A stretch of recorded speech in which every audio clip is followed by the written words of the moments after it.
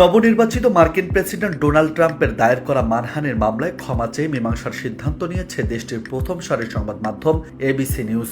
এজন্য ট্রাম্পকে $1.5 কোটি বেশি পরিশোধ করতে রাজি হয়েছে প্রতিষ্ঠানটি।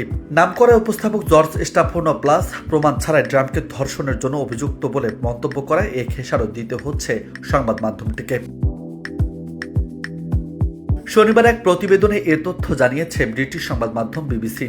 প্রতিবেদন অনুযায়ী মীমাংসার শর্ত মোতাবেক স্টেফানোপোলাসের বক্তব্যের জন্য আনুষ্ঠানিকভাবে ক্ষমা চেয়ে বিবৃতি দেবে এবিসি নিউজ। সংবাদ মাধ্যমটি ট্রাম্পের পক্ষে একটি প্রেসিডেন্ট ফাউন্ডেশন অ্যান্ড মিউজিয়াম স্থাপনের জন্য $1.5 কোটি প্রদান করবে। এছাড়াও ট্রাম্পের আইনি খরচের জন্য $10 লাখ দেবে।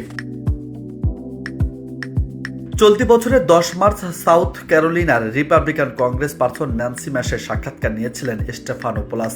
সে সময় ট্রাম্পকে নিয়ে বিতর্কিত মন্তব্যটি করেন তিনি। স্টেফানোপোলাস বলেন, বিচারক ও দুটি পৃথক জুরি ট্রাম্পকে ধর্ষণের জন্য দায়ী বলেছে। ট্রাম্পকে সমর্থনের পেছনে ম্যাশের কারণ জানতে চেয়ে সাক্ষাৎকার চলাকালে 10 বার এই মন্তব্য করেন তিনি।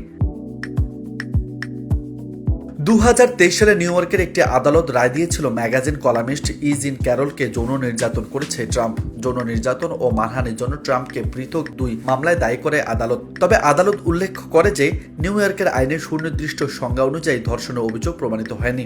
এক মামলায় ক্যারলকে $8.33 লাখ ক্ষতিপূরণ প্রদানের জন্য ট্রাম্পের প্রতি নির্দেশনা জারি করা হয়। মীমাংসার বিষয়ে এবিসি নিউজের একজন মুখপাত্র জানিয়েছেন, মামলাটির নির্ধারিত শর্তে মীমাংসায় পৌঁছেছে বলে আমরা সন্তুষ্ট। বিবিসির মার্কিন অংশীদার প্রতিষ্ঠান সিবিএস এর বিরুদ্ধে প্রতারণামূলক আচরণের অভিযোগে মামলা করেছেন ট্রাম্প। এর আগে 2023 সালে সিএনএন এর বিরুদ্ধে মামলা দায়ের করেছেন তিনি। নবনির্বাচিত মার্কিন প্রেসিডেন্টের অভিযোগ অ্যাডলফ হিটলারের সঙ্গে তাকে তুলনা করেছে প্রতিষ্ঠানটি। অবশ্য এই মামলাটি খারিজ হয়। এছাড়া নিউ ইয়র্ক টাইমস ও ওয়াশিংটন পোস্টের বিরুদ্ধে করা মামলাও বাতিল হয়েছে। নিউজ ডেস্ক, বার্তা 24।